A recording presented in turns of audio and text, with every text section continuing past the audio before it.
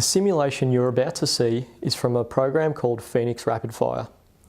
It's a bushfire modelling tool developed by the CSIRO and Melbourne University. It's widely used by the CFA and state government to model the impacts of fire and, given a certain set of conditions, to predict where and how a fire might burn. It's quite accurate at the landscape level. We can't quite zoom in down to the house block level, so bear that in mind. This is a theoretical simulation, and at the scale we're looking at it, it does have a degree of accuracy. This is a simulation of a fire that impacts the coast. I'm going to start and stop the video as it runs through and talk about a few points. There's a counter up in the top left-hand corner that gives you the time of day. At the end, I'll let the simulation run through uninterrupted. Okay, so on the day our fire starts, the forecast is for 37 degrees, a northerly wind with a late change. It's an extreme fire danger day. Sounds like a good beach day to me. Start having to think about what you might be doing on a day like this. Are you at the beach? Playing golf? Are you in the garden? Who's with you? Now our fire is about to start in the Bamborough-Deans Marsh area in the top left-hand corner of the screen.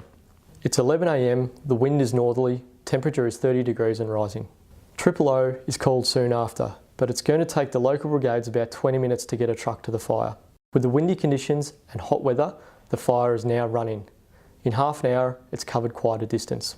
It's now midday and the fire is running across the grasslands and is starting to hit the forest. This is where we'll see the speed and intensity climb as a result of higher fuel loads in the forest. We'll also see a lot more spot fires develop from increased ember attack. I'll just explain some of the colours here. Blue is where the fire has been extinguished.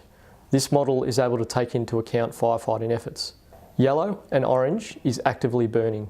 Red are spot fires burning ahead of the main front. Purple is where the fire has burnt itself out. 12:30 and spot fires have been thrown a considerable distance ahead of the main front. Watch over the next hour or so as spot fires continue to develop. 2 PM and spot fires have hit the coast and the main front continues to grow.